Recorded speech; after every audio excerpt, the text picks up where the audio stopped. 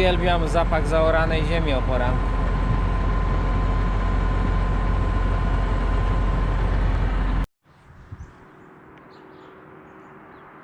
Dziennik pokładowy. Praca na farmie w Danii. Odcinek 107.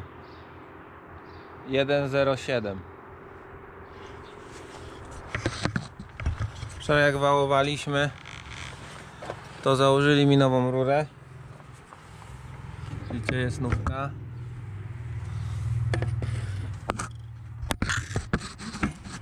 I tam też widać. O! Skwaski. Odpalę go teraz. Zobaczymy jak zamruczy.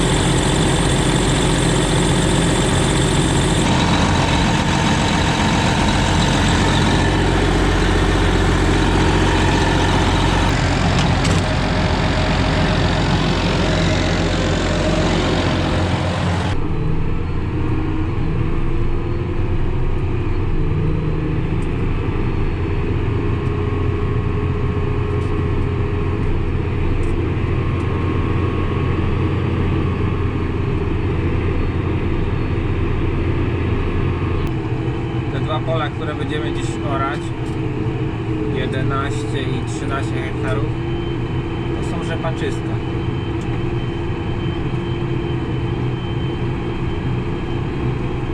Także będą grudy lecieć, bo rzepak na pewno wypił wodę.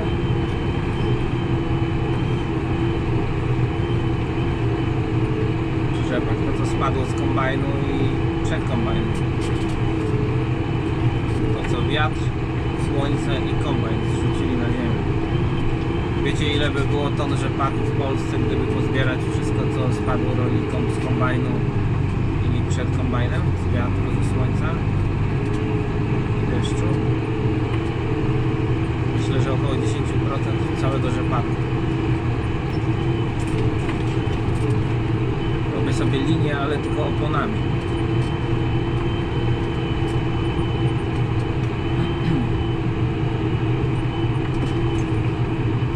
Zielonego rzepaku i lewa opona będzie linią moją.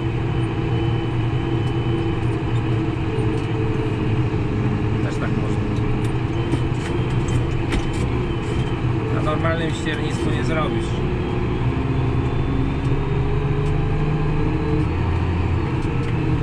Dzisiaj ciszej w kabinie.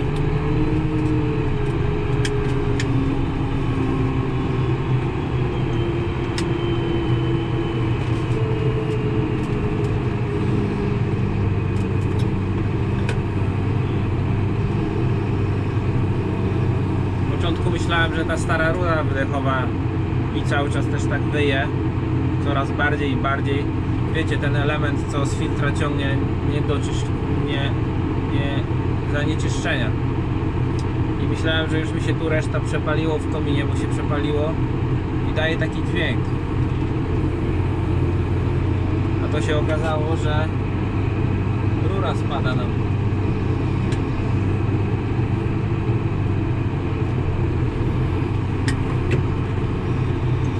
Rura nam spada z turbiny.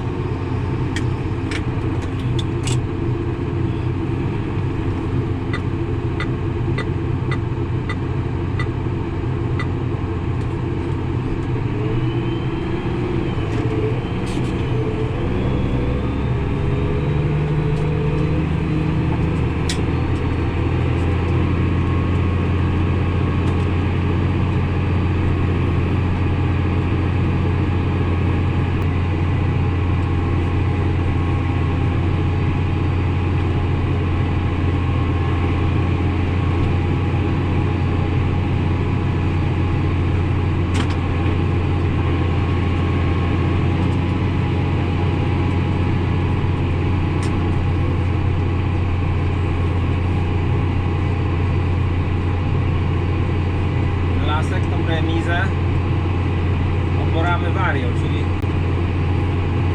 przy 10 przejazdach 15 wyrównamy.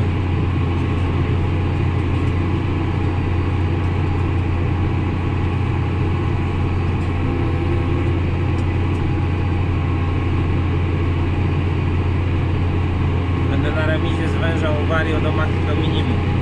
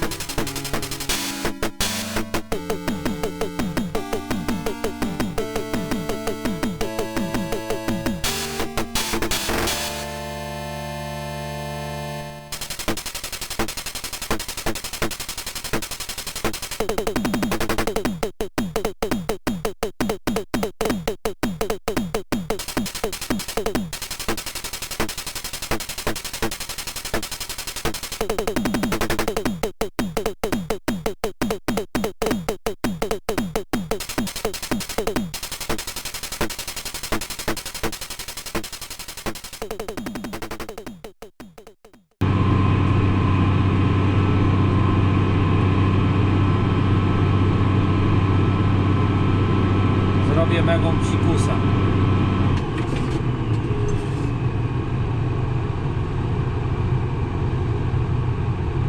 Psikus albo cukierek.